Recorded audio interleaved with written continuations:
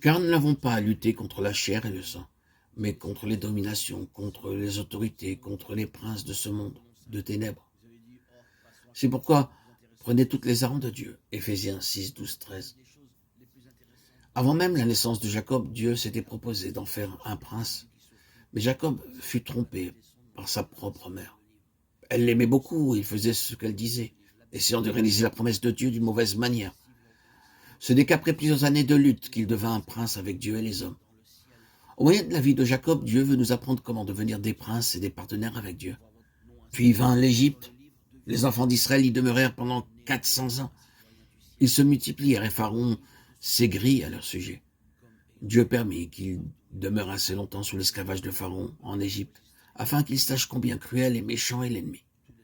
Ils durent travailler tôt, le matin jusqu'au soir, portant de lourdes pierres, transportant de lourds fardeaux sans aucun salaire, jusqu'à ce qu'enfin, dans leur misère, ils prient « Oh, Dieu, délivre-nous, vois notre affliction et nos larmes. » Dieu entendit leurs cris et leur envoya un sauveur.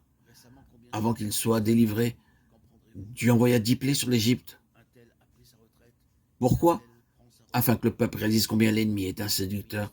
Chaque serviteur de Dieu doit apprendre combien l'ennemi est méchant et faux et qu'il essaie d'entraîner les enfants de Dieu dans les ténèbres.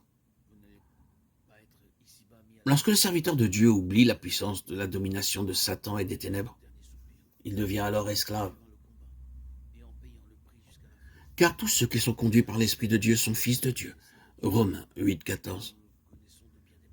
Lorsque les enfants d'Israël vinrent au désert, ils errèrent pendant 40 ans, sans posséder ni champ ni édifice. Pour leur nourriture, le Seigneur dit « Je vous enverrai la manne chaque jour ». Ils ne devaient faire qu'une chose, rester là où ils avaient planté leur tente, jusqu'à ce que la nuée de Dieu s'élève au-dessus du tabernacle. Nombre 9, 18 à 22.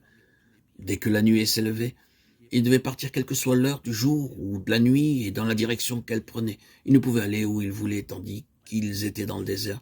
Ils étaient le peuple de Dieu et ils devaient être conduits, gouvernés et contrôlés par Dieu en toutes choses. C'est une leçon simple qui cependant leur était très difficile à apprendre. Dieu désire que vous et moi, nous apprenions cette leçon, apprendre à être conduits par l'Esprit. Romains 8, 14. Le peuple de Dieu a reçu le don du Saint-Esprit. Il est sauveur ainsi que guide. L'enfant de Dieu ne doit être dirigé et gouverné que par lui seul. Ceci n'est possible que lorsque nous mourrons à notre propre volonté. Il faut beaucoup d'années pour apprendre cette leçon. Depuis le désert, le peuple de Dieu entra dans Canaan, la terre de la promesse, représentant la provision de Dieu pour son peuple.